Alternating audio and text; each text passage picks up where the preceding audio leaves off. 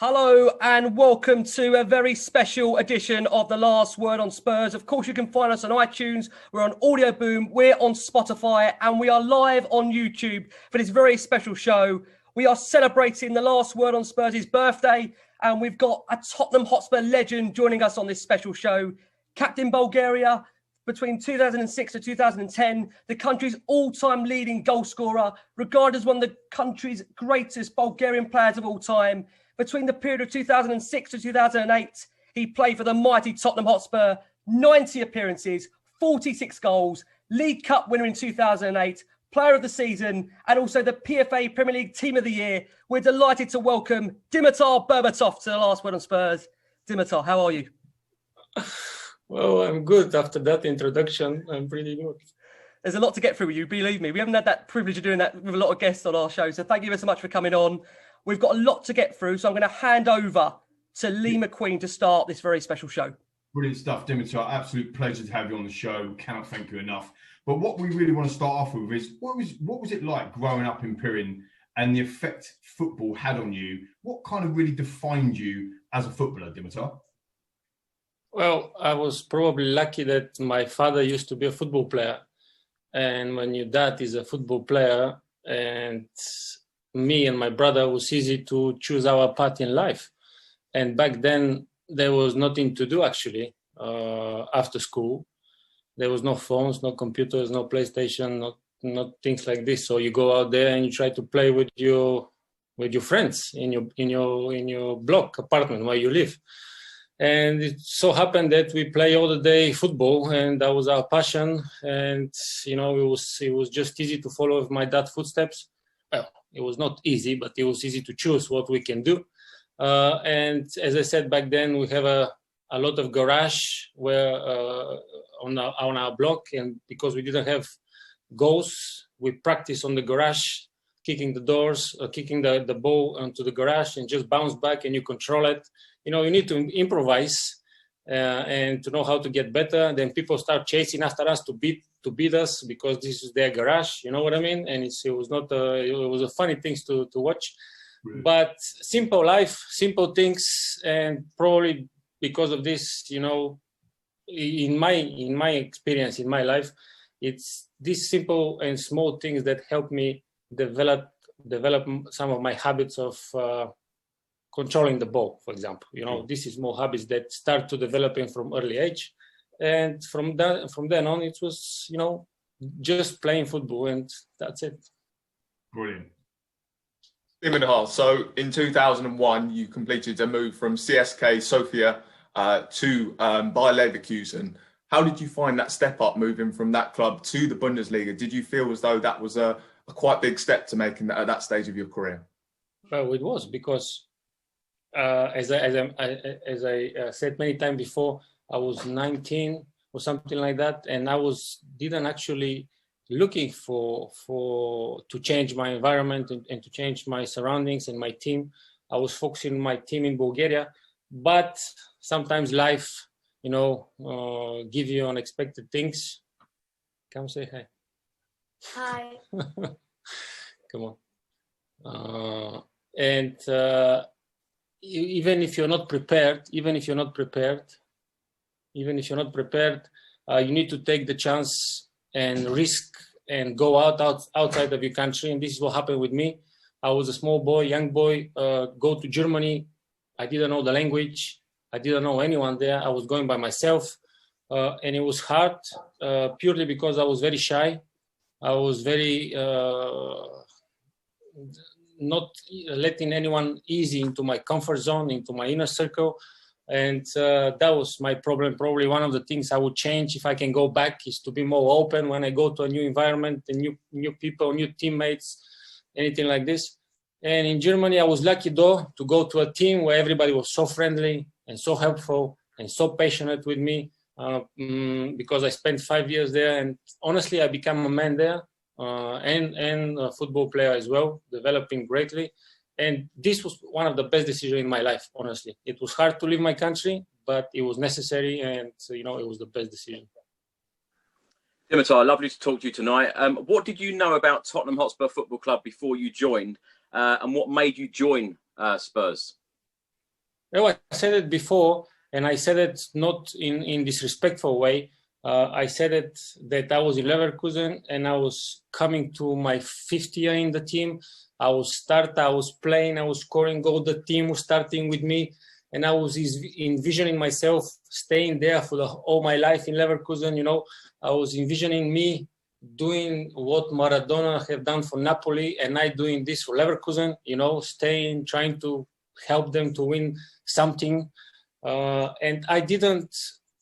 In that moment, my eyes were not open for other leagues. You know what I mean? It was just Bundesliga, Bayer Leverkusen, me, and that was it.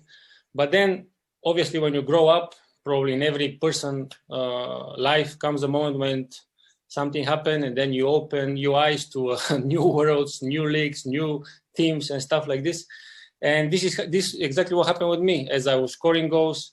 And then all of a sudden start hearing rumors, this team wants you, that team wants you. And all of a sudden you start thinking, oh, wait a minute, I must doing something good because other teams are starting to follow me and wanting to sign me. And now my appetite grows and grows, you know, and I want to do even better. And then you start thinking about other leagues, and now you start to watch other leagues, other football teams, and now you start to discovering there's Premier League, you know, and start to watching and following the teams. And then when you hear Tottenham Hotspurs, and I was like, okay, that's interesting. But because I was playing so much football with Leverkusen and scoring so many goals, and I was thinking that I know everything, like every young player, you know, when he's young, he thinks he knows everything. And I was telling to my agent, listen, you know, I am the starter for Leverkusen. You know, I score so many goals. I need to go to Barcelona. I need to go to Milan. You know, this is the teams for me, you know. What is going on here? Stupid things like this. And then he will start to explain to me, and I see that the coach was Mourinho, you know, Robbie Keane, Jermaine Defoe, Michael Carrick was there, Ledley King, and I start follow them and start to care to see what they are doing on the pitch. And actually, the thing that won me the most was the Spurs were the team that was really after me. You know, Damian Kamali come to see me. I spoke with Daniel Levy, with Mourinho, and this for football players is really important, to want to feel that he is wanted. And especially for strikers, we are a bit different. We want to feel special. You know, we want to feel something else. And, you know, at that moment when I spoke with Mourinho, he was like something like this, Berba, you know, I like you. And then I melted in my chair and I was like, all right, I'll be there. Brilliant. That's it, pretty much. That's how it started. Our plans with Martin and with Spurs as well. And it was, again, great decision to move to Germany with Leverkusen, because Germans are strict, discipline. But everything was perfect.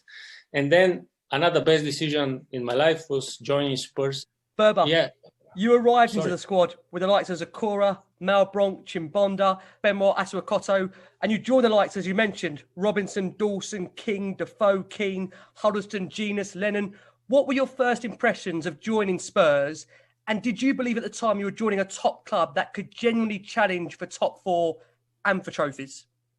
Yeah, that was one of the things that when we spoke with Daniel Levy and with Mourinho, and they were telling me how they're preparing the club and they wanted to qualify for the Champions League with good players, ambitious club to bring the glory days. Back to the lane. All the things that you want to hear. But for me, the most important was that Mourinho want me. And it means a lot to me that the coach wants me. It shows me that I will go there and I will be playing. First impression of the boys were great. As I said again, me a bit shy, everybody else a bit more open. And I was again needed a bit more time to open up outside of the pitch. Meaning like socializing and talking more. But you know, training grounds, when we're training, everything was perfect. But everything was new to me. the way of training, the way of how do you prepare for training, how do you train, how many times you train. Everything was new to me, interesting, new, challenging, because the environment was different now. But I knew deep down in myself that it was the step into the right direction for my path, for my personal path. And of course, in the beginning, in the pre-season, a lot of running as well. I was like, what the fuck? Can we swear on your podcast? You can swear. And I was thinking, what the fuck is going on here? Running like crazy. Dimitar, on that pre-season, we had a really strong pre-season. Sorry, guys. Dimitar, on that pre-season, we had a very strong pre-season. But it did come as a surprise when it was a difficult start to the actual season. We only won one of our opening 6 games, and we didn't score in 5 of them. Did you fear the worst, and maybe if you'd made a bad decision joining Tottenham? No, I was actually, I don't even remember what you said. Was that right? What you said? Was that how bad of a start we had? Yeah, we had a very disappointing start. The pre-season was excellent, but our actual league form was very disappointing to begin with. Oh, so long ago. How do you remember that? I mean, my memory must be slipping up, But I didn't think that it was the wrong decision, purely because I always lean onto my intuition, and when it comes down to football, all my life, in all my choices in football wise, I always lean into my intuition, always. And I must say, probably 95% of the time I was right, so following my intuition. And in this case, it was the same. Didn't think about, we are starting bad or stuff like this. I was actually enjoying it in a way that everything was new to me, a new challenge, a bit out of my comfort zone. Of course, I get angry, as every football player probably. If you care about football, that I was getting angry after a game, if I didn't score, if you play bad, stuff like this that are normal. But overall, I knew that I was at the right place. I just felt it. I don't know why. I just felt it. You have moments like this where you don't even know how to express it, but I knew that everything was gonna come into place. And sometimes in football, actually, the irony is you're gonna have a great preseason, and then you start the season shit, and the other way around sometimes. But as I said, I knew that it was the right decision for me, and I was calm. Not after games when we lose, because after game when we lose, everything was black for me. I don't want people to talk to me. I don't want my girlfriend to speak with me. I don't want my friends to talk with me. After we lost the game, I was like into my own bubble and thinking about what did I do wrong? What can I do better next time? Why did we lose? Stuff like this. I was analyzing the game so much in my head that sometimes my head was going to explode. But this is how I was. And can you describe your partnership with Robbie Keane, and what were the kind of differences between playing with Robbie and playing alongside Jermaine? Oh, Kino, that bromance we used to have, man. I mean, that was something special. How can you explain something like this? How can you explain something? Was he your best partner, best striking partner at all the clubs? I cannot say the best. I cannot say this player was the best or this one was the best, because in a way it's going to be disrespectful for my other partners. Because, for example, in Leverkusen, I used to play, probably you don't even know the guy. I play with the boy by the name of Franz, a Brazilian, And let me tell you something. We didn't say one word to each other outside of the pitch. One word. Because he didn't speak German, he didn't speak English, he speak Portuguese, I don't speak Portuguese, and outside of the pitch, none, like mute. Yeah, amazing. But on the pitch, I'm telling you, it's like we slept together. Honestly, it was perfect. It was perfect in Leverkusen with him. And then in Spurs, with Robbie Keane, again, maybe took it a bit further on the next step. Now I can communicate with my partner. But actually, the thing that probably worked best is because he straight away knew how I was as a human being, as a person, a bit more private, a bit more shy, not opening so easily, and he respected that. And he didn't invade my space like he was like, okay, but you are who you are, no problem like this. And when I see something like this, I can give you back the respect you deserve, and I'll be more open to you. I will force myself to be open with you. And this is what happened. And on the pitch, I mean, I know you have moments like this where it just click. I just knew where he was.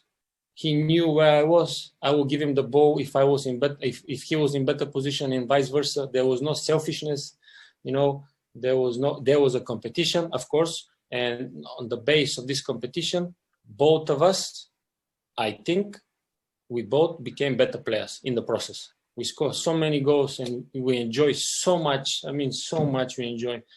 It was crazy in trainings. And Kino was the real captain, always socializing with the new players, with the team. Are you good? Are you okay? You feel good?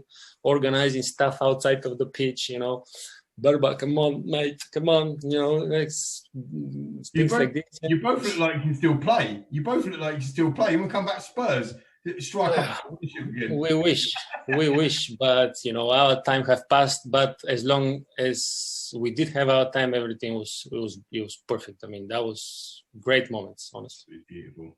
Dimitar, one of the standout games was the game at Upton Park. We were 3-2 down. We won the game 4-3. Paul Stalteri got a stoppage time winner for Spurs, but you scored a wonderful free kick to make it 3-3. Talk us through that.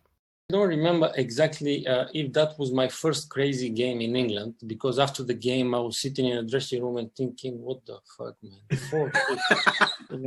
Like up and down the pitch, running, fighting, scoring goals, missing goal chances, and I'm like, this is how it is here. And of course, it's better when you win the game, not when you lose it. When you lose it, it's not so good of a feeling. But in that game, when it was 3-2, and I remember that free kick, and I'm not free kick specialist. I never been a free kick specialist. I probably have 2 or 3 free kicks in my life. But in that case, I felt confident. I don't know why. I felt really confident. And when I was putting the ball down, and this is happening in a period of 10, 15 seconds, 20 seconds max in my head, I remember how Ronaldinho scored the same position, a goal against Germany, and he just flicked the ball over the wall. No power, nothing, just accuracy.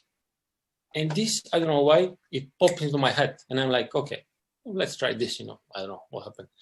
And Timo Tainio came to me, and I don't know why I remember this stuff. And he said, Berba, I made a mistake for the goal that Bobby Zamora scored to make it 3-2. It was a free kick or something like this. And he was marking him. I don't know why Timo Tainio was marking Bobby Zamora. I mean, he was like this, the difference, But he said, I made a mistake. Please score it for me. And I'm like, didn't say anything. But that image of Ronaldinho just popping the ball over the wall, slight, no pressure, nothing, just accuracy. And this is exactly what I've done. I just put it over the wall with, no power, just trying to hit the top corner of the net. And because I knew the goalkeeper, who was on the goalkeeper? Robert Green. Robert Green. Green. I can see him going like this because he cannot see the ball. So many players on the box. So actually he cannot see the ball. So I knew that the moment I put it over the wall, he had no chance to catch it anyway. And that was what I did. I was probably a bit lucky because I never was, as I said, free kick specialist, but I felt confident. And 3-3. And then after that, the biggest shock of the night when Paul Stalteri scored for 4-3. And I'm like thinking to myself, what the fuck is going on? Paul, what are you doing there? I should be there. I should be there, not you. But we were so happy after the game. It was unbelievable. Dimitar, there were really, really strong cup runs during that season. And although ultimate failure, we lost to Seville 4-3 in the Europa quarter-final. We threw away a 3-1 lead away at Chelsea. only then to lose the quarterfinal replay at home. And of course, then we also threw away a 2-0 lead in the League Cup semi-final against Arsenal, 3-1 in extra time. Which of those cup defeats, if you can kind of remember back now, what one hurt the most? Because we went so far in those cups, but ended up with such disappointment. Can you cast your mind back? What one hurt the most? I think the Seville.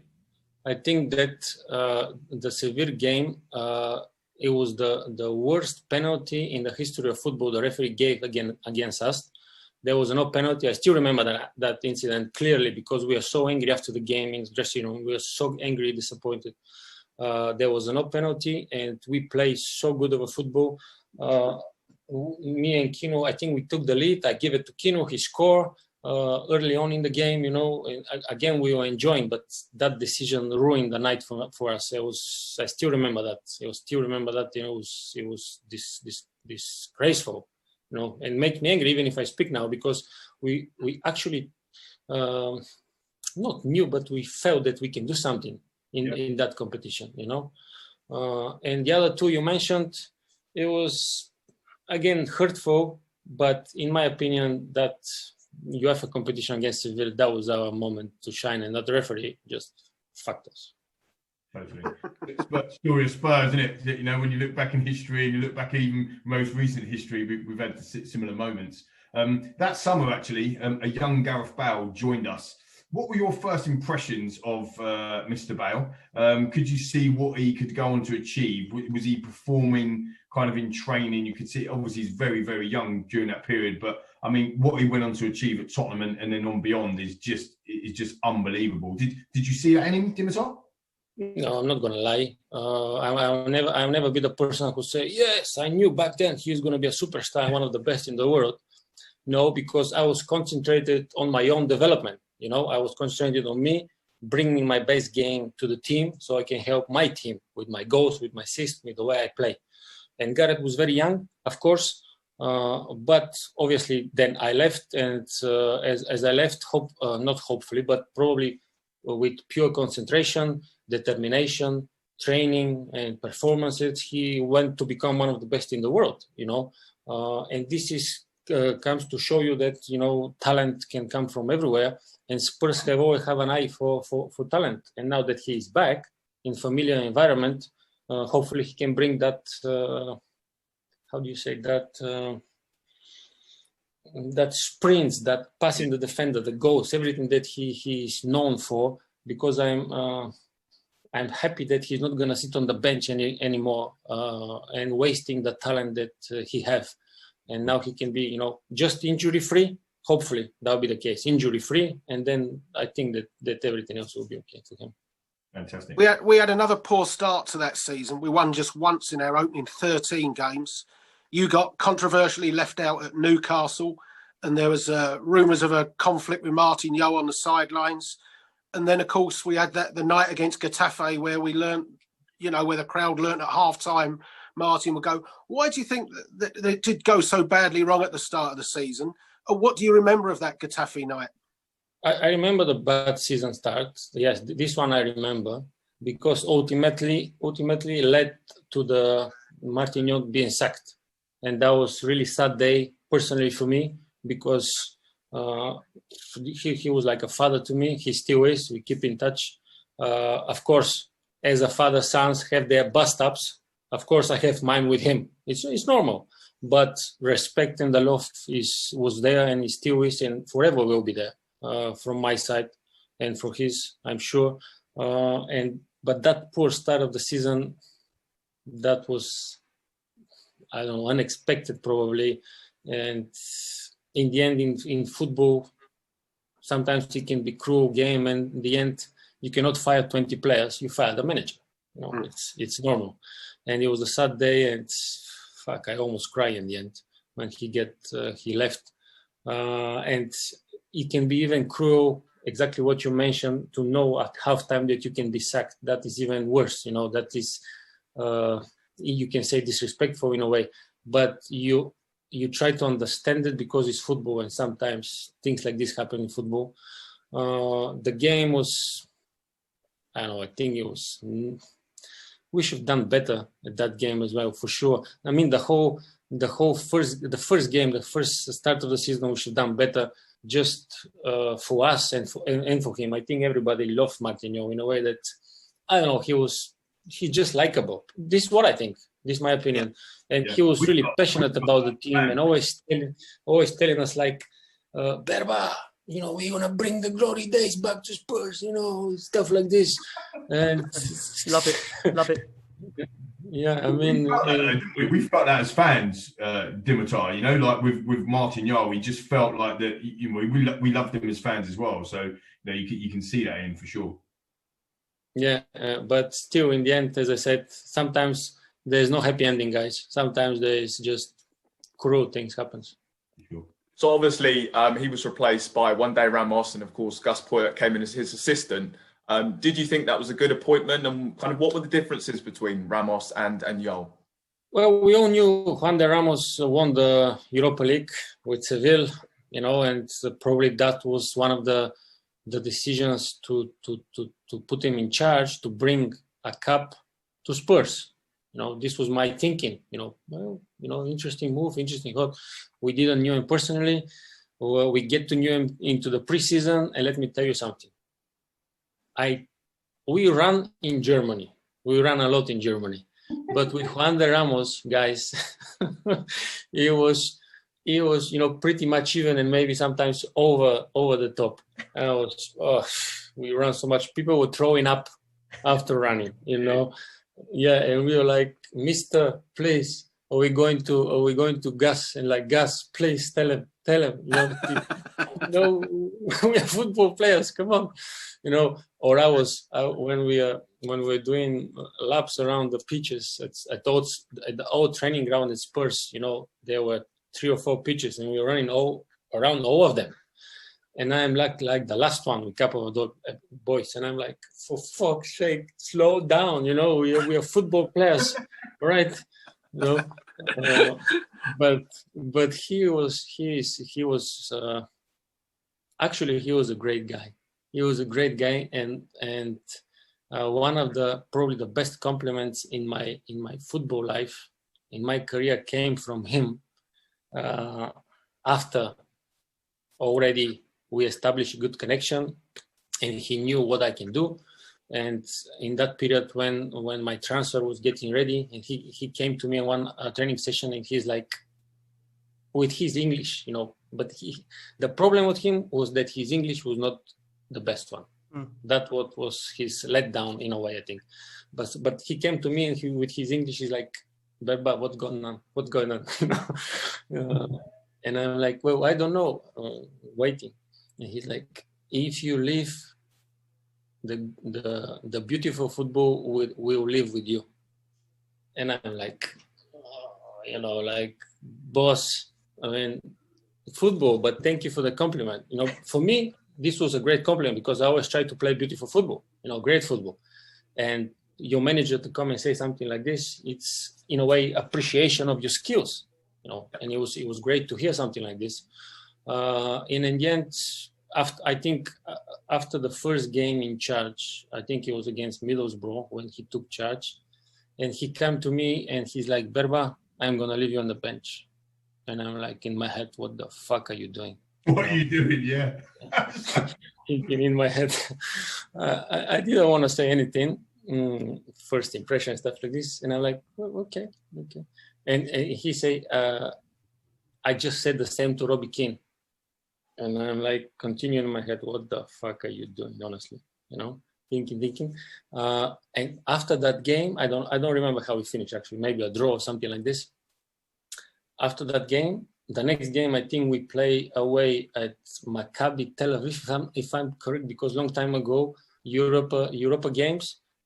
And he put us again, with me and Robbie, in the starting lineup.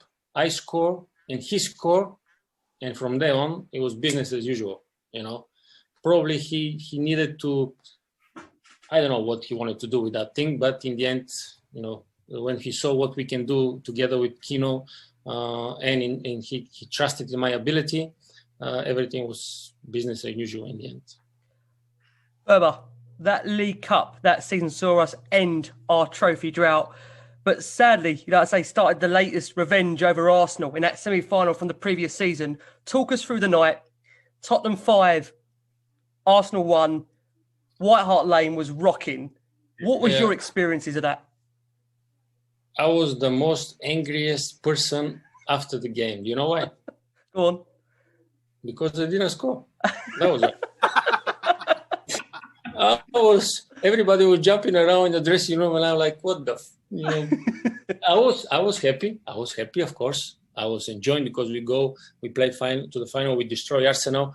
But because you are a striker, because I am a striker, striker. You want to score, yeah. You want to score a But goal. was there a mental block with Tottenham against the bigger teams? That Arsenal defeat, it felt like there was so much anger being leashed on Arsenal that night. The goals, it's pure frustration over so many years of, real bent up anger that we couldn't beat them. We couldn't get over the line. And suddenly all these goals, this flurry of goals. Was there a feeling before the game that you always felt confident going into this game as a group?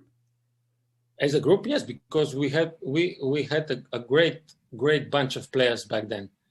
Now this team today is better than when we are in the back in when I was there. Now this team is better, but we had unbelievable squad of fighters, of jokers, of people who wanted to fight when they got on the pitch, and everybody was sticking for the other one. It doesn't matter. You cannot love in 20 people in a team. You cannot love. How do you say? You cannot love everybody. You cannot love everybody. It's a big family. You're gonna have fights. You're gonna have bust-ups. You're gonna have swearing, stuff like this. But when you stepped onto the fucking pitch, the team comes first, always. If you're in a better position than me, and even if I don't like you, I will give you the fucking ball 10 times out of 10, because it's better for the team. And this is how we are. It doesn't matter. On the pitch, the team comes first. And not that we didn't want to beat Arsenal the year before, or it doesn't matter which game. Every game you pump up, especially against Arsenal, you're in the dressing room, the music is banging, you want to pump up. The captain is giving you the speech. You gave you 30 seconds to 5 minutes to concentrate, visualize the game. You're telling yourself you're going to destroy them when you go out. And sometimes works, sometimes it don't work. It is how it is in football. But in that particular night, I don't know, the planets were aligned in a proper way. Something was happening, and that night was magical. The only thing that it wasn't magical, I wasn't on the score sheet. And that was the only. Berba, you must have got an assist, surely. Actually, I don't remember. I hit the post, I think, swearing to myself. But listen, in the end, this was like 5-10 minutes anger of myself. And then you realize, and of course, I was telling to myself, Berbs, for fuck's sake, you're going to a final. You beat Arsenal 5-1. You score against them already. What's with the small thinking? Look at the bigger picture. We're going to play for a cup now, and everybody's enjoying around you. Just smile, stuff like this. Probably I didn't smile, but inside me, I was, happy as well. Sure. Dimitar, the final then against a very strong Chelsea side. Did you boys believe we could go on and win that game? And did you realise what a big occasion that was for Tottenham Hotspur to actually be in a final and to get one over Chelsea? It meant the world to Tottenham. And when you stepped up to that penalty, you looked so cool. But how were the nerves? Massive. Well, we all knew that we are the underdogs in that game. You all know that. You know that, right? I mean, it was Lampard, Terry, Balak, Drogba, who was there? Petr Cech on the goal. I mean, what a team. And of course, we knew that the odds are against us. But sometimes you have that confidence level that is telling you respect your opposition. And of course, when you're underdog, you're going to respect the opposition. But don't be afraid. Don't be afraid, I mean, we played so good and reached the final. We deserved to reach the final. And then I don't think we feared them. We respected them, but we knew that we have a slight chance of winning it. And I was confident. I was tense. I think before the game, we were a bit stressful as a team because final, we're going to play for the cup. As we spoke before, we tried to bring the glory days back to Spurs. And I think Juan de Ramos saw that with Gustavo Puyet. And the day before the game, they took us to have some kind of a games, just to take our mind out of this game, And it worked. It worked for 1 hour and 2 hours. We were, we were shooting with paintballing. Paintballing, paintball, something like that, if I remember correctly, and just having fun and enjoy it. And then on the day of the game, when we were going to the game in the bus, Gus was like, boys, we have prepared something for you. We wanted to watch it when we are moving with the bus towards the stadium. And he put a CD, a DVD of personal performances of every player, like how the saves of Robinson, Ledley King tackling and saving a goal, my goals, Robbie King goals, Jermaine Defoe, and you're sitting there and with the music, like making you feeling that you're gonna destroy Chelsea, and that you feel indestructible. And it really worked, because when you stepped out of the bus, and you feel energized, you feel confident, and you feel good. And it worked. Because at the pitch, I think we play a good game. And in the end, 1-0 for them, a penalty, as you asked me. And at that situation with Kino, because, as I said, we speak sometimes with him without saying anything, and he did miss a couple of penalties before that. So in that situation, when the ref gave the penalty, and I'm like, just watching him, just give him a stare, and I'm like,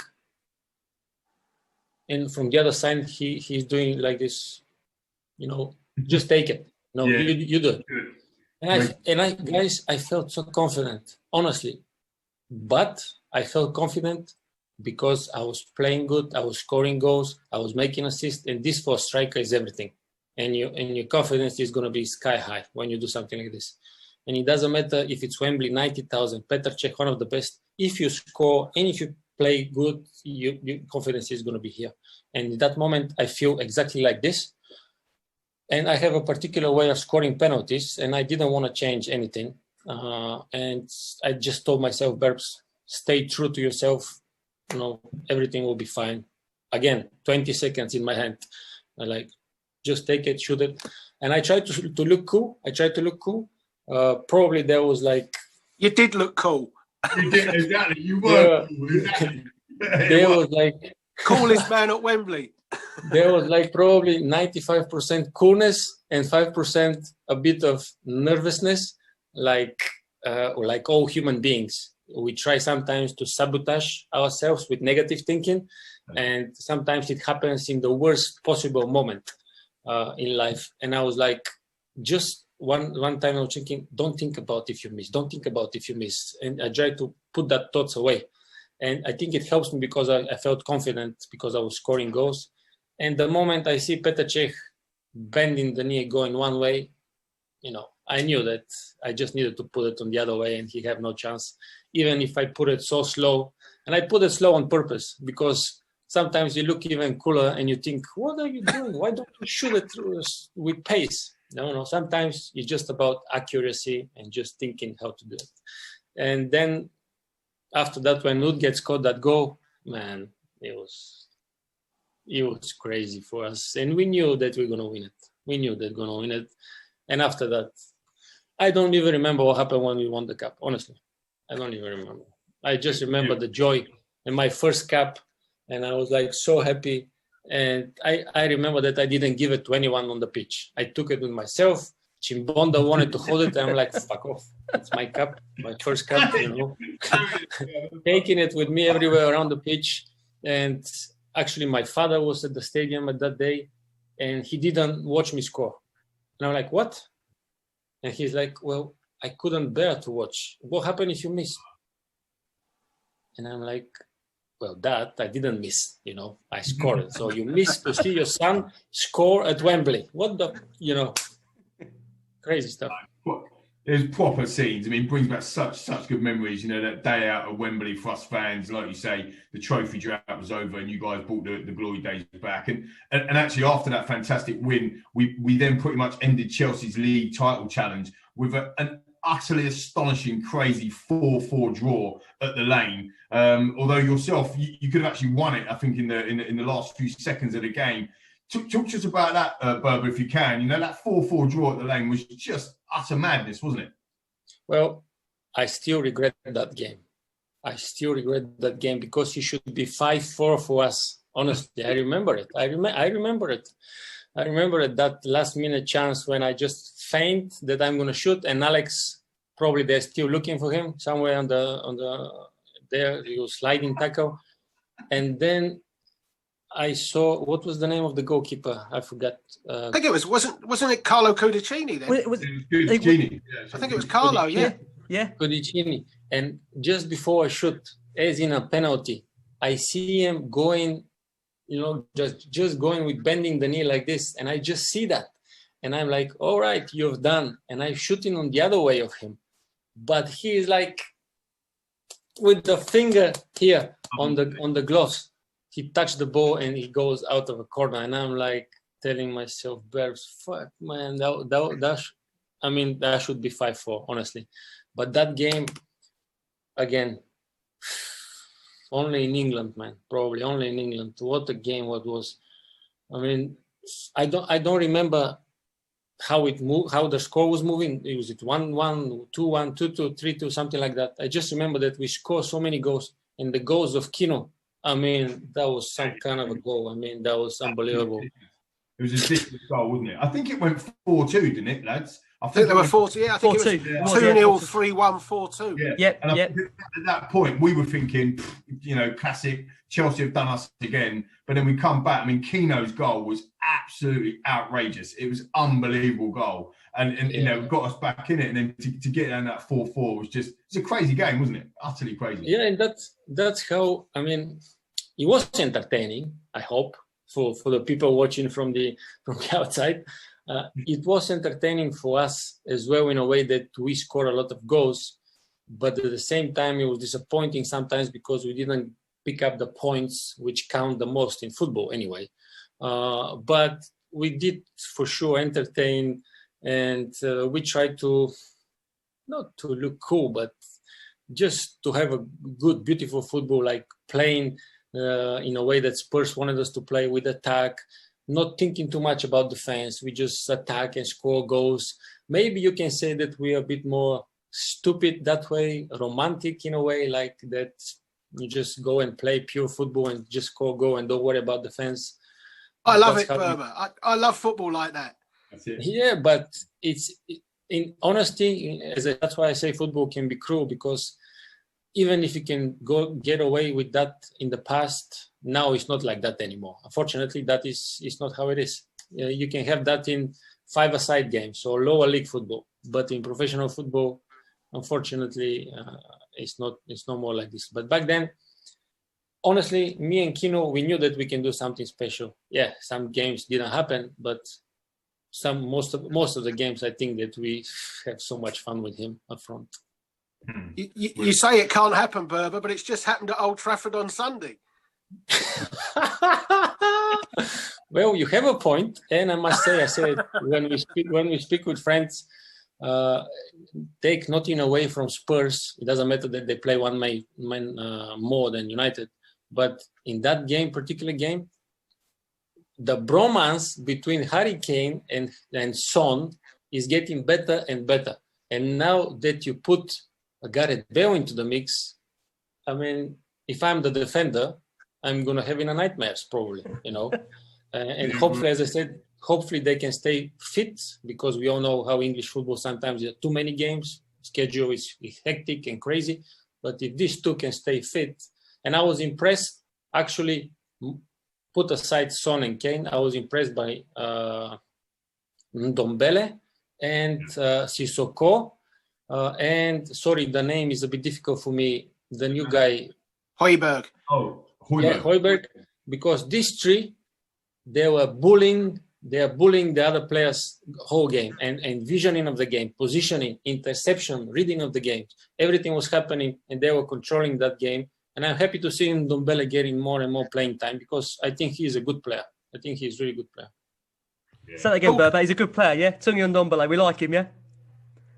I said it even when Spurs signed it. We've got a fan in here that's not the biggest Tungi Ndombele fan, but he's slowly getting won over by him. If he keeps doing the 90 minutes, our friend Jason McGovern in the top right-hand corner. I've only ever said it's important that he gets fit and plays 90 minutes. That's all I've ever said. He's getting there. This was probably the same. Do you remember how Sissoko started his Spurs career? Yes. Yep. I mean, probably everybody was thinking, what are you doing here in my team? You know, but now, I mean, honestly, this is my opinion, of course. He's one of the best players in the team, for sure, in my opinion. Yeah. You know, last season he was unbelievable, and that's why I say sometimes, guys, you need to understand Ndombele. He's the most expensive player, I think, in Spurs. Yeah, 65 million, I think. 65 million, yeah. This is so much money. It's crazy, and we are all human beings. And he's thinking probably from time to time, how can I justify so much money? I mean, and you can put stress to yourself, and you can sabotage yourself, and this can affect your game, especially if you're in a new surroundings, new team. Maybe you don't speak the language right. Sometimes it's difficult, and I'm sure he is the first guy that he wants to do right by that. He's the first guy.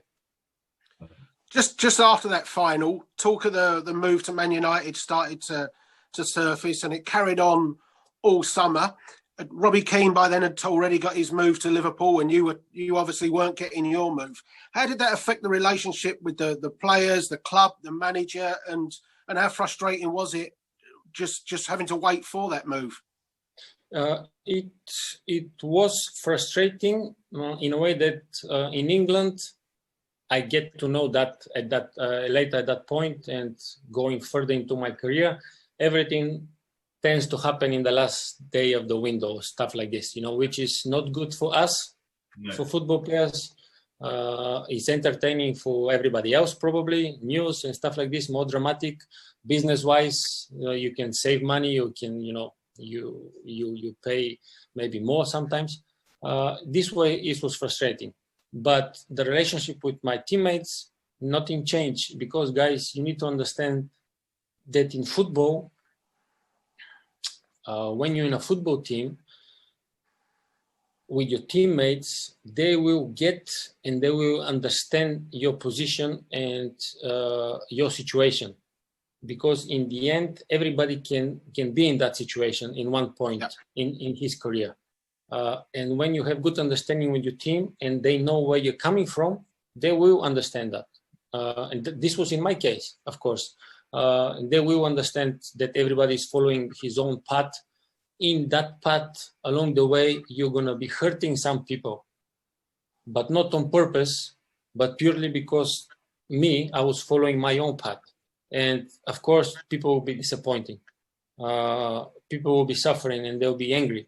But in the end, you know, sometimes this is how it is in football. And every team, how can you say that? How do you say that in English? Every team can do without any player. Is that how you said? You know, because in the end, no player bigger than the club. Yeah, the team is bigger than any player, and all the time you're gonna have better player coming in after a while. You know, and it's normal in football. And in that particular summer, Kino wanted to move. I wanted to move, and it was purely because we were developing and becoming better and better. And unfortunately, in football, how can I put it? Unfortunately, in football, you have moments like this when the big teams that from the past, with the make the name from the past and still carrying that tradition of a big team comes after you. Your head is going to become like this, and you're going to start thinking, and you're going to start asking questions. And you're going to be like, what happened if I miss my chance now? Am I going to regret it? What my family is going to say? What my dad is going to say? You know, stuff like this. And after a while, you took a decision, and I take the decision and move on to United. And then after a while, as I said, that's why I say it's happening to everybody. to Modric after that, Bale go to Real Madrid, you know. And I said after that, and I repeat it now, that I hope Spurs now, when they have everything, like the base, the training base, I mean, the stadium, unbelievable. The players will come, and Spurs will be the team that will take and buy the best player. You know what I mean? And the players will go to Spurs, and they will start to win what they deserve to win for a long time, because it's been a long time now. 12 years. 12 years, yeah. 12 years, yeah. Since my time, I'm proud about that. Since my time, you know, I'm telling people I was there when we won the last trophy, you know. But still, guys, you know, it's too long. It's too long. Yeah, I mean, I really hope that this is the season that we do finally end that trophy drought. But just going back to the deadline day move, of course, it was quite a crazy day, as you said. Deadline day is always very crazy. Of course, you were linked with a move to Manchester City, but you eventually moved to Manchester United. So could you maybe talk us through that day and kind of describe the process of eventually choosing to join Manchester United in the end? No, it was an easy decision for me, in a way, choosing between both these teams, because United was United, and with the manager, with the players, with the Premier League titles, they become the Champions League winner. I think that year as well. And how can you not be tempted? How can you not be, especially me, coming from Bulgaria, small country, East European country? I know what I've gone through my career. How do you say? Getting the steps to success slowly, you know. And it was easy decision for me when my manager told me, Berba, you know, the City also interesting coming after you, offering you more money. And I said before, I was like, you know, his name is Emil, and I'm like, Emil, just, you know, fuck off. I'm not interested in that. You know, just I need to play in the highest way possible, in my opinion, and money and fame, everything will follow after that. Football is first. You know, football comes first. And this was exactly the situation, and it was easy decision. You know, it was easy decision like this. But that moment, transfer window again, last day of the transfer window, is not good purely because a football player, not only me but everyone, goes through so many emotions through that day, and exhausting so many emotions, adrenaline, stress, everything, that in the end you feel wasted. You don't feel happy. You cannot be happy after that. Even if you want to be happy, to smile, you can't, because you've gone through so many emotions, good and bad, and you just want to go and sleep. It's on the way that Sky News always cover these things. The day looked like Alex Ferguson kidnapped you at Manchester Airport and took you up and locked you in Carrington almost like a prisoner until you had to sign a contract, and Tottenham had to agree everything. And otherwise, Dimitar, you're not leaving here. And we got Fraser Campbell backwards. I mean, crazy day. No, he waited for me at the airport, which I didn't think was true, because my agent told me about it. And I'm like, no, that cannot be true. But it was. He waited for us. And in the end, business-wise, because this in the end unfortunately is business, and I was the, how do you say, commodity? Yeah. How do you say? Yeah, I am, unfortunately, I am, and I was priced at this price. And in the end, Daniel Levy wanted exactly how much he wanted, and he's a very good businessman in that. He knows what he wants, and in the end, he gets it. And that's why he was so tense, because everybody's defending his own point of view. And in the middle of all this, it's me. And I'm just sitting there and just, you know, looking left and right and thinking, what the fuck is going on, you know? And you're suffering, you're worrying, you're happy at the same time. Again, all these emotions. And you just nothing you can do. Just hope that this side and this side can come to an agreement and find a solution, which in the end they did. And as I said, in business deals, sometimes you wait until the last moment because you want to screw the other side and, you know, pay less or pay more, or stuff like this. You know. Berba, you've mentioned the fantastic bromance between Heung-min Son and Harry Kane. Gareth Bale hasn't played for us yet this season, but Jose Mourinho has made some fantastic signings in this transfer window. For a player like yourself who has won the Premier League twice, how close are Tottenham in competing for the Premier League title? Because we've had the former manager Harry Redknapp and Tottenham legend David Ginola come out and say that Tottenham could challenge this season. And when you said earlier, 12 and a half years since you lifted the League Cup with Spurs, of course, Tottenham's last domestic trophy, it's far too long, isn't it? So when are the trophies coming? Oh, if I knew when the trophy are coming, I was going to bet, make some money. Yeah. But let's not forget, I think, of course, my opinion, that the Premier League is a marathon. It's not a sprint, and the season is really just in the beginning of the season. Judging by the performance that Spurs had against United, you can easily say, and I heard what Harry Redknapp said after that, and you can easily agree with him. But the one word I always said when I speak about Spurs is consistency. This is the most important word for me, consistency. If they can keep that consistency factor going throughout the season, yes, they're going to lose some games, of course, but if they're going to keep consistency factor going with that performance or similar like they had against United, I think they can be strong contender for that Premier League title, because we saw Liverpool, we saw City losing, I think against Leicester, was it? When Jamie Vardy scored a hat-trick. Yeah. So probably the season is going to be interesting. And this is what we want to watch, I hope. And now probably Everton is sitting first place and thinking, well, Leicester have done it. You never know.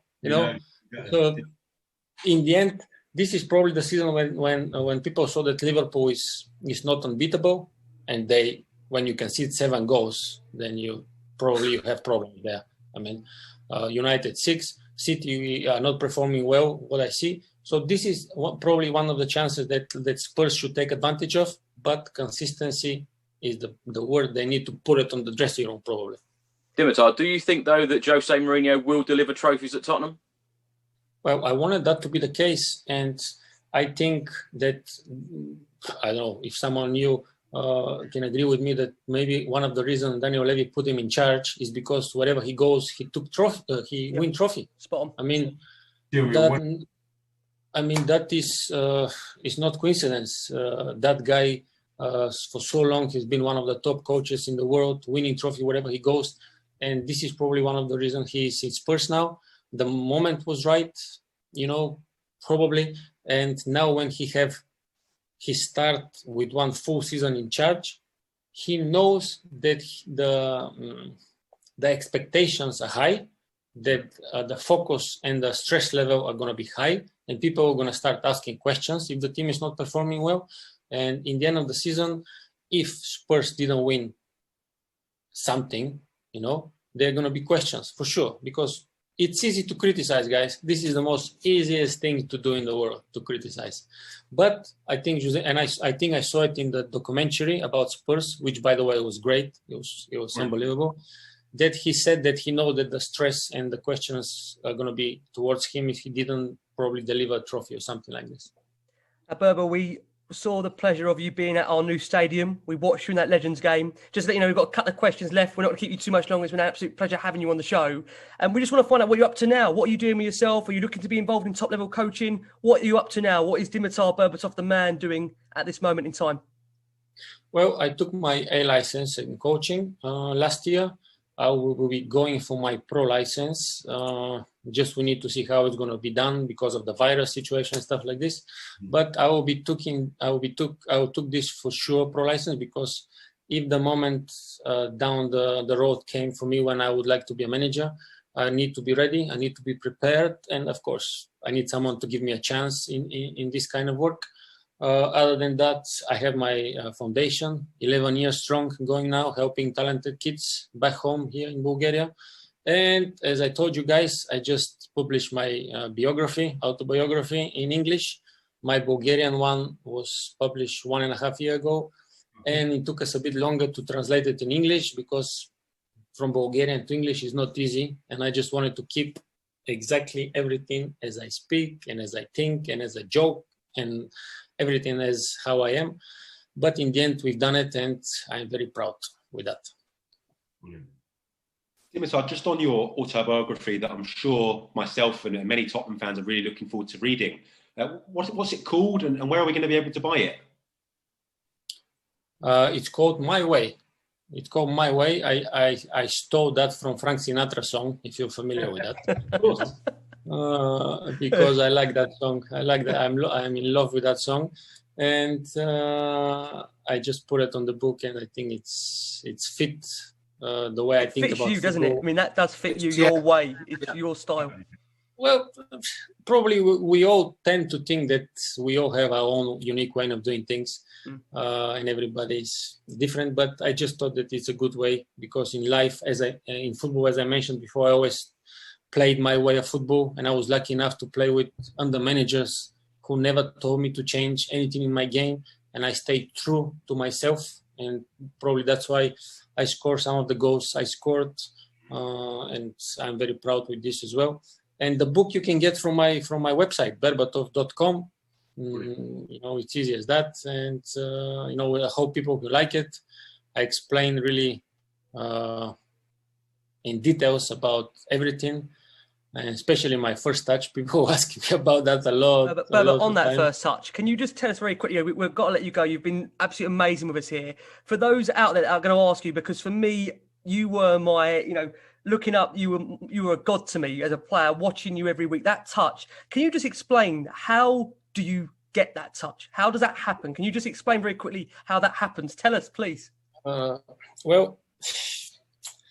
Actually, I cannot explain it to you quick. It's more complicated than that. But if I need to sum it up, just watch the Charlton goal.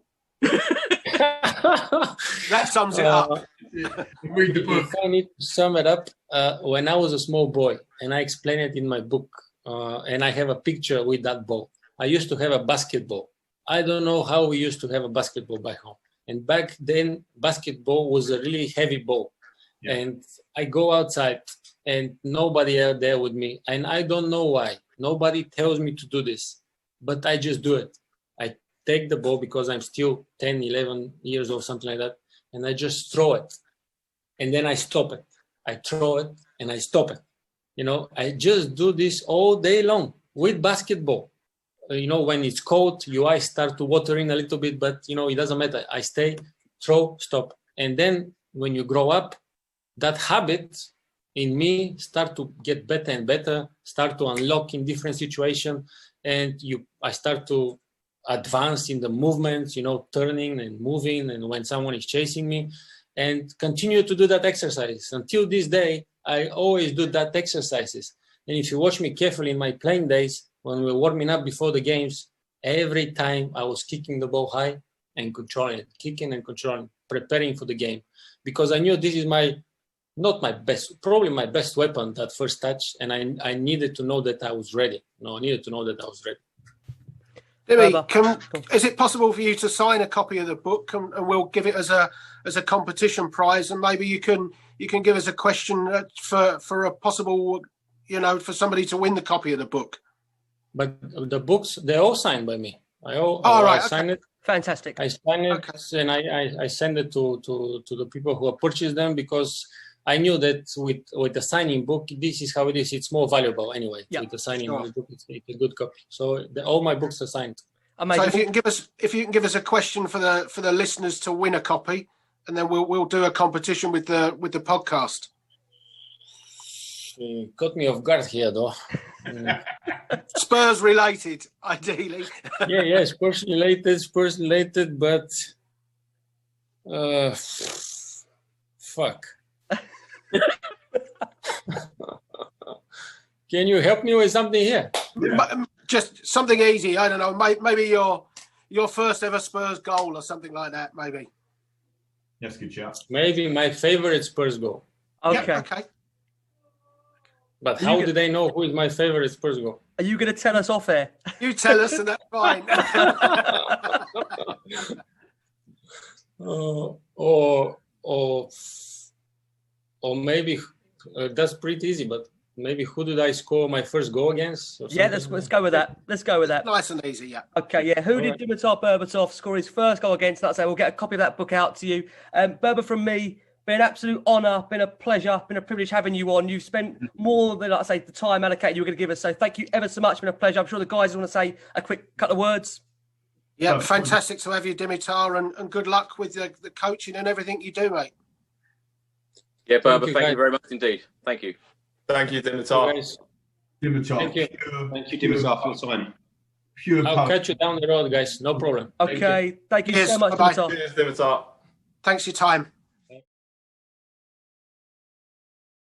So there you go. We had the absolute pleasure of interviewing Dimitar Berbatov. And what's a very special celebration for us here at the Last Word on Spurs, our third birthday. And the guys you're looking at here are what makes this show happen. I have to say that, listen, we've had some wonderful guests over the course of the last 3 years on the Last Word on Spurs. But the people you're seeing here on this screen, plus Anna from Spurs XY, plus the many different guests we have on, these are the guys that every week find the time of their devoted lives. They've all got, like I say, commitments, but they find the time to come and talk about Tottenham for the good, for the bad, for the great, for the sad. For Chris, the trophies have got to be coming. For Lee McQueen, the crazy train keeps on rolling. For Jamie from the Daily Hotspur, the transfers we hope keep coming. For John, the youth coming through, we hope they're going to keep coming through. For Jason, all right, he left us, but he's back again for this one. Special to me, of course. I just want to say, on behalf of everybody out there that listens to our show, we're touched, we're humbled by the amount of love we have each and every show, each and every week. And we do it for our love of Tottenham.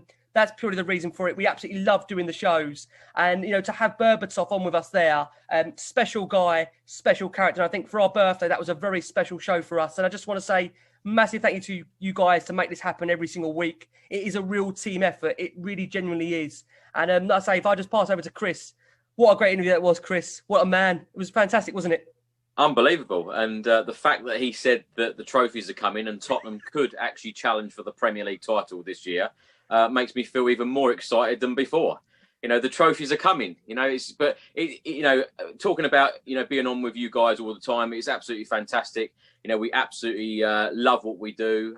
Very passionate about Tottenham, even very passionate when we lose, draw or win, whatever the result is. We're always wanting to talk about Spurs. And I thoroughly enjoyed being a part of this podcast. So thank you. Oh, it's our pleasure. And hand over to Lee McQueen, who is the instructor of our crazy train. I don't know where this train's going. We hope it's going to lead to trophies. We hope that will lead to Jason McGovern's return some point in the near future, who's trying to divulge away from the question as a shaking no. Lee, what's to come?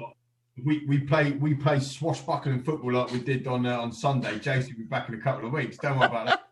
I've been shoveling the coal in the train, in the crazy train, keep that burning, right, for months and months. And I've told all the listeners as well, man. It is a crazy train, ain't gonna last forever. But we've turned the corner, and I'm telling you, this crazy train, when it pulls into the station, it's gonna have trophies. Chris Cowden, it's gonna have trophies in the back of it. Don't you worry about that. Absolute honour to be part of this podcast. A massive happy birthday. When I first came on as a guest, whatever it was, a couple of years ago. I didn't think that I'd end up being, a total regular and doing the marathon show. Nor did we. Yeah, I've wormed my way in, son. I've wormed my way in. But now I'm in. You can't get rid of me. So the crazy train is rolling. And again, thanks for listening, and Rick and the lads, thanks for having me. I appreciate it. It's been a pleasure. John, hand over to you. John, I see you've come to us in the last year or so. John, you kind of filled that missing spot for us. We didn't really have someone to kind of really focus on the youth at Tottenham, the passion you bring to the shows. What I've found about you, John, is that makes me laugh at times, that even in the most darkest times of Spurs fans, you still find the positives out of, poor performances and whatever. I'm sitting there thinking, how does John find a positive? But he finds it. And mate, it's been an absolute pleasure having you. And the love we've had is insane, isn't it, really, for the show over this last year or two since you've joined? Yeah, the actual growth of this show and being part of something that I see tweets where people are listening to it in New Jersey, people listening to it in Korea, people listening to it in Italy, all over the world. There's so much love for this show and the work us guys put in, and principally you, Ricky. The amount of hours you do editing these shows, that doesn't always get seen. So I really want to make a point of that now. You make this show what it is, and us guys support you. And this is, your hard work, Ricky. So it's just an honour to have been asked to be involved with you guys. And it's been lovely to get to know you as friends, as well as fellow Tottenham fans. So, yeah, I'm just excited for the season to come. The year does end in one. Trophies are coming, baby. I love it. Fantastic. Now, I'm going to hand over to Jason because Jamie's got to leave it on a high for us. You know what Jason's like. So, Jason, can I just say on behalf of all of us, as you know, when you took that decision to leave us, to retire, we were gutted. It's still been great having you to come back to do these odd couple of shows that you do for us. Have you missed us? Not at all, mate. I listen on and I listen to, signings like Carlos Iskius or whatever he was called, and Regulion, and I think, blimey, Rick, come on, you need that. You need to sort these languages out. We're trying. There's no doubt about it. Right, Regulion, Vinicius. There you go. Off the tongue.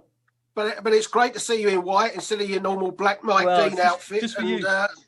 But no, they're still good to listen to, and you should have left me in the coffin. I'm glad to be in the coffin sometimes, but no, it's good to get together again, boys. And I've bought me ticket. I'm leaving like Chris. He's got me on this trophies are coming nonsense. Oh, and, yeah. And Lee's got me collecting tickets on the train. So who knows what's going to happen next? I have to ask you, Jason. It wouldn't be fair if I don't ask you this question. If Mourinho keeps playing that kind of football at the weekend, are you starting to get excited? Absolutely. That's all I've ever wanted to see. And, I'll use a quick snippet. Chelsea last week, 20 minutes where we camped in our own half. We're watching Chelsea pass the ball. They're 1-0 up.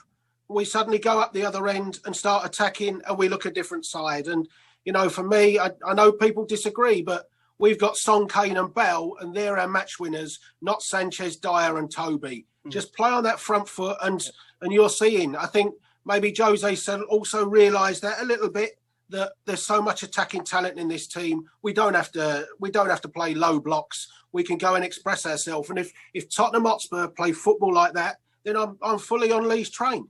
Yeah. Jay, just a hand over to you. Listen, it's been an absolute pleasure having you, Jay, as part of the Last Word on Spurs. You've been with us now for a couple of years, same as Lee. A regular in our so many transfer shows we do. And you've become part of, like I say, the natural format as well. It's been a pleasure having you, Jay. And I'm sure, like I say, you're going to echo the love we've had for the show. It's just been incredible over this last couple of months. The Fabrizio Romano show was absolutely insane. Just the amount of coverage it's got. I mean, brilliant one, that was. We've been very lucky, haven't we, Jay, in terms of the coverage we've had over this last year or two. It's been insane for the listeners as well. They've been amazing.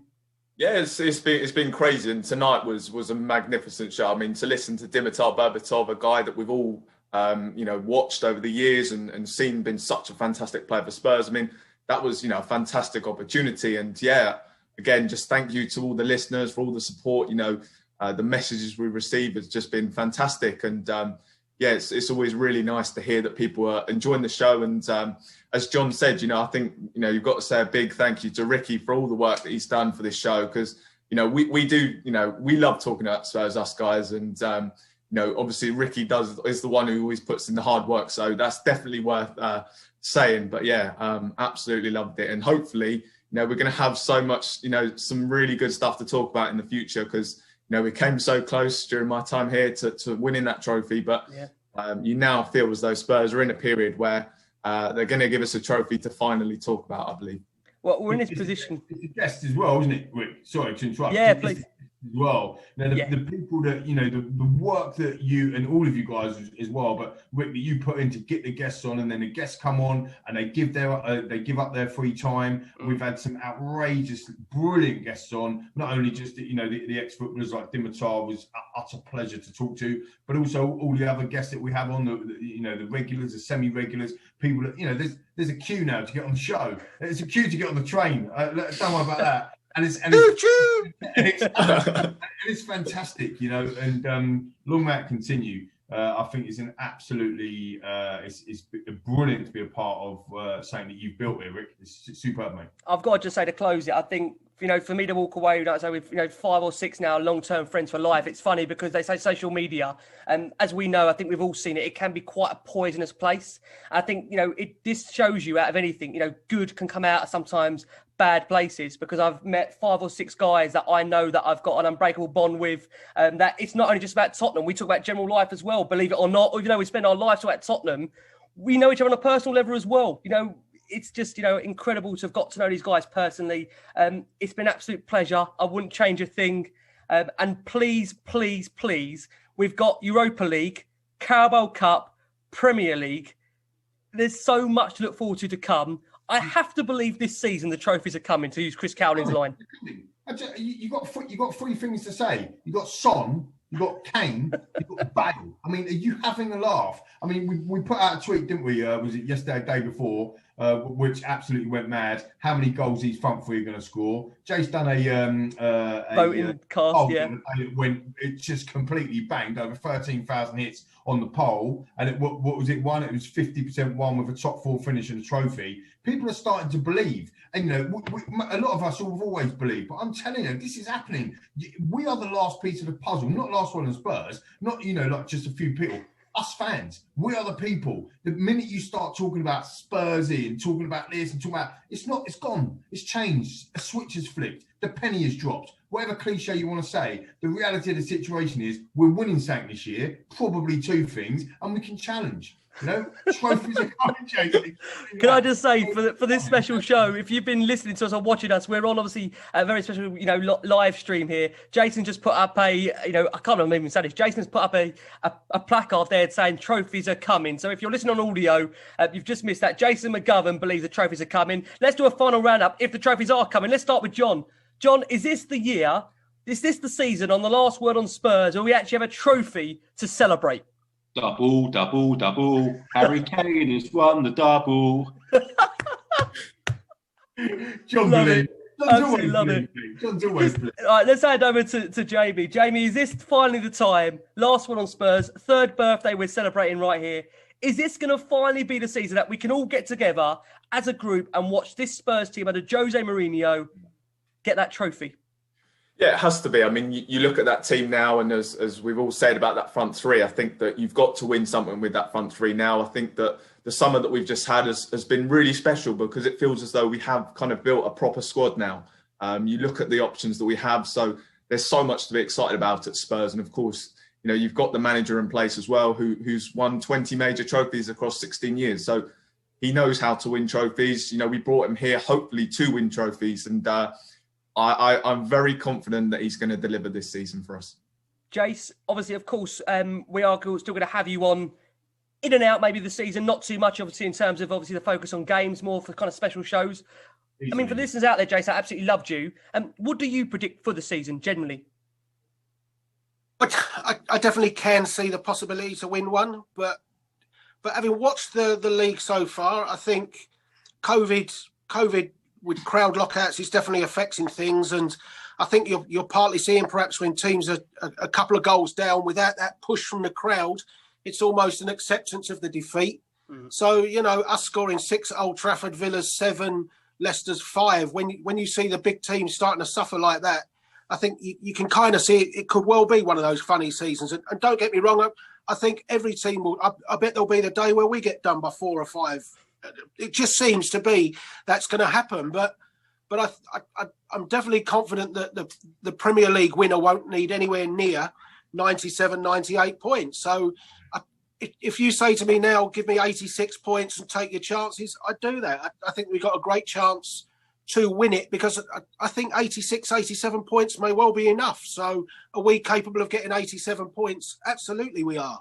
And it's just... it'd be interesting to see when those crowds do start to come in where there's only 1,000 or 5,000. But if we can just steer clear of, if we can keep Kane, Son and Bale, or any combination of even those two, if it's Bale, Son and Mora, if it's Kane, Bale and, Steven Bergwijn or whatever. Yeah. I think if you can keep that as a combination, we've got a great chance of winning even the big one. I honestly, there's so much excitement. When Jason is talking about trophies, God, you do feel something generally could I'm be... talking about the big trophy. I love it. I love it. Lee, I mean, you've been instructed on this crazy train. What is generally to come, Lee? Because I know, listen, we all get excited. I mean, that Man United podcast we done, I think, recording straight after the way we did, we haven't come back down to life at that point. We were still on cloud 9. But having had a bit of time now to kind of reflect on it, 3 or 4 days, what do you generally feel, Lee, is achievable this season? All joking aside, what is achievable with this group? Well, I voted on Jason's poll the other day, 13,000 votes, unbelievable. And I voted for to finish in the top 4 and to get a trophy. But I wanted to add another trophy on it. It didn't give me that option, unfortunately. But I think I don't want to be greedy. And look, I actually brought that up at what Jason said about the points. I brought that up at the end of the last podcast. You know, the reality is if you start to play the table, start to play the points, don't play what's going on around you. Don't get sucked in to all these other people, like what they're doing. Just focus on, if you get 72 points, it's top 4, right? Pretty much. The league will tell you that, pretty much so. And if you get around 90 points, you probably win the league. And 86, 87, you're in for the right shout.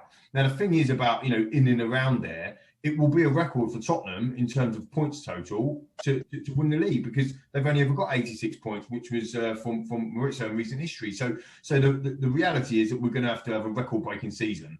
But have we got now the squad in every single position? We've got a quality player, and you know, I watched the game back twice since Sunday, and some of the different highlight shows as well. And Serge Aurier was absolutely outstanding. Like he pinged that ball as well for when he scored. He was the one that started that move off. I didn't really realise that until I watched it back the third time. Absolutely outstanding. So people now seem to be playing in the positions that he needs them to be playing in, and they've upped their game because of the people that we brought in. And Berbatov said it himself. How many times did he use the word confidence? How many times did Dimitar Berbatov say about confidence?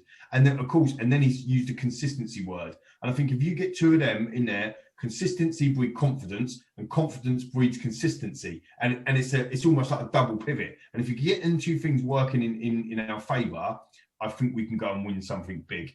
I don't want to be greedy, so I think we can win the Europa League, and I think that we'll win the League Cup, and I do think that it will emulate what he's done at Manchester United, Jose.